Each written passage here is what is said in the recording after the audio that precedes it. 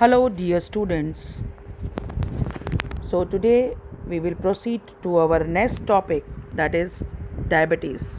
Effect of asanas on digest on for reducing diabetes, under which we will discuss about the procedures, benefits, and contradictions for Bhujangasana, Paschimottanasana, Pavan Muktasan, and Ardha Mastendra Asana.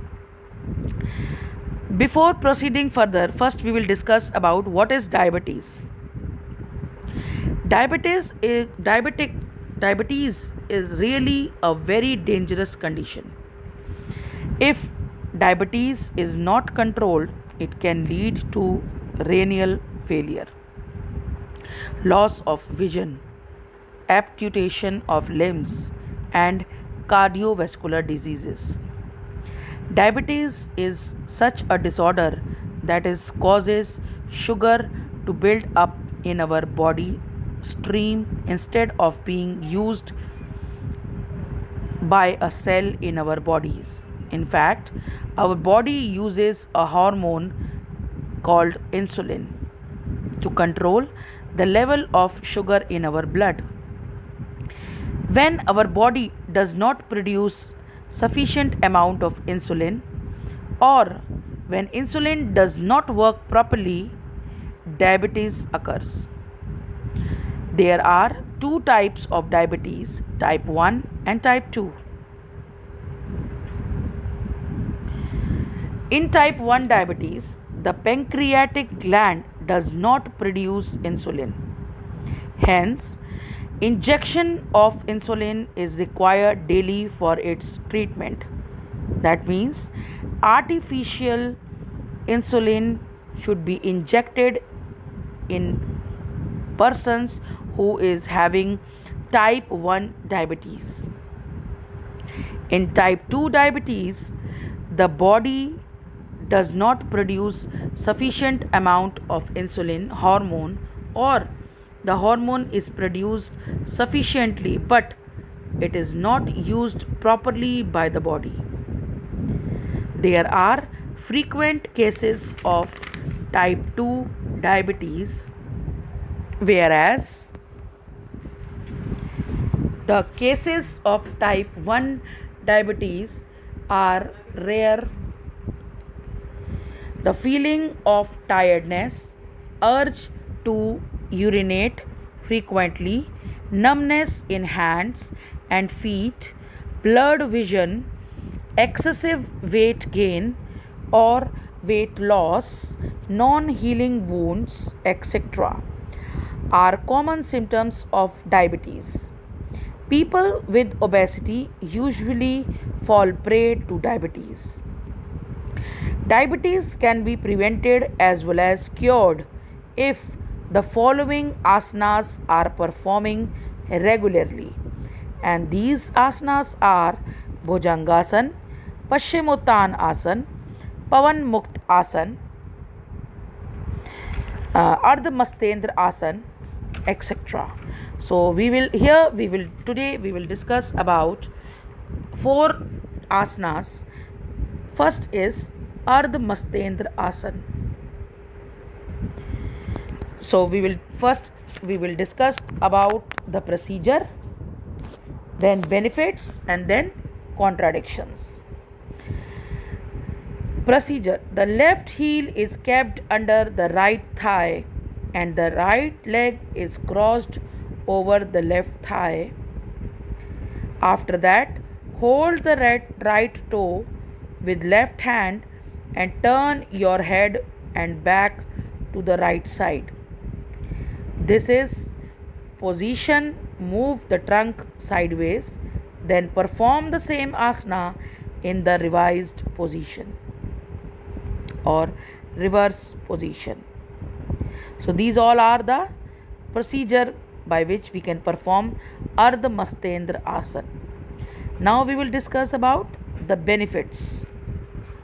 It keeps gallbladder and prostate gland healthy. It enhances the stretchability of back muscles. It alleviates digestive ailments. It regulates the secretion of adrenal and bile, and thus is recommended in yogic management of diabetes. It is also helpful in treating sinusitis, bronchitis, constipation, menstrual disorder, urinary tract disorder, and cervical spondylitis. So these all are the benefits of Ardha Mastendra Asana. Now we will discuss about contradictions. Women who are 2 or 3 months or more than 2 months pregnant should avoid this asana. The individual who is suffer from peptic ulcer, hernia, or hypothyroidism should perform this asana only under expert guidance. The individual who have the problem of sciatica or slip disc may benefit from this asana, but they need to take great care while doing this asana. So this is all about Ardha Mastendra Asana. Now we will discuss about Pavan Mukt Asana. Pavan Mukt Asana, as you can see in the picture, lie down on your back on a plain surface, keep your feet together and place your arms besides your body. Take a deep breath. When you exhale, bring your knees upward towards your chest. At the same time, press your thigh on your abdomen. Clasp your hands around your legs. Hold the asana when your breathing should be normal. Every time you inhale, ensure that you loosen the grip. Exhale and release the pose after you rock and roll from side to side about 3 times. So this is the procedure how you can perform this asana. Now we will discuss about the benefits, how it is beneficial for the diabetic person. It erases the tension in lower back. It enhances the blood circulation in pelvis area. It helps in reducing the fat of thigh, buttocks and abdominal area. It strengthens the abdominal muscle.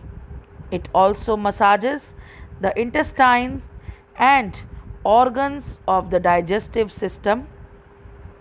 It helps in releasing the gas and thus improves digestion. It relieves constipation. So these all are the benefits of Pavan Mukt Asana. Now we will talk about the contradictions. If you are suffering from heart problem, hyperacidity, high blood pressure, slip disc or hernia, you should avoid this asana. Pregnant women should avoid doing this asana. If you have had an abdominal surgery recently, you should avoid performing this asana. Individuals suffering from piles should avoid this asana. So this is all about Pavan Mukt Asana. You can see the picture once again. This is the final position of Pavan Mukt Asana. Now we will proceed to our next asana, that is Bhujanga Asana. First you will see the picture. This is the final position of Bhujanga Asana. This is also called snake pose. So first we will discuss the procedures. In this asana, the shape of the body remain like a snake. That is why it is called Bhujang Asan. In order to perform this asana, lie down on the belly on the ground. Keep your hands near to the shoulders. Keep your legs close together. Now straighten up your arms slowly. Raise the chest. Your head should turn backwards. Keep this position for some time. Then get back to the normal position. For good result, perform this asanas 3 to 5 times daily. So this all about the procedure, how we can perform this asana. Now we will discuss about the benefits of Bhujang Asana. It elevates obesity. It provides strength and agility. It cures the disorder of urinary gallbladder. It cures the disease of liver. It improves blood circulation. It makes the vertebral column flexible and thin. It cures gas disorders, constipation, and indigestion.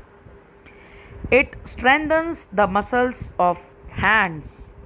So these all are the benefits, and it is also beneficial for reducing diabetes, cures diabetes. Because we are discussing about the asanas related to cure, helpful in curing diabetes. So it is curing diabetes also. Now we will discuss about the contradictions. This asana should be avoided by individual who suffer from hernia, back injuries, headache, and recent abdominal surgeries. Pregnant women should not perform this asana. So this is all about Bhujangasana. Now we will talk about Paschim Uttanasana. First you will see the final position, final pose of this asana. I hope you will understand well the position. Now we will talk about the procedure. Sit on the ground with legs forward, or we can say the long sitting position. Then hold the toes of your feet with the fingers of both hands. Then breathe out slowly and try to touch the knees with your forehead. After that, breathe in slowly, raise your head upward and come back to prior position. Perform this asana at least 10 to 12 times daily. So this is all about the procedure, how we can perform. Now we will discuss about the benefits. It elevates gas trouble. It prevents the early ossification of bones. It is a good remedy for constipation. It helps to overcome several menstrual disorders. It gives relief in sciatica, backache, and asthma. It reduces obesity. It is helpful in treating abdominal diseases. It is helpful in curing skin diseases. Vertebra becomes flexible and healthy. So these all are the benefits of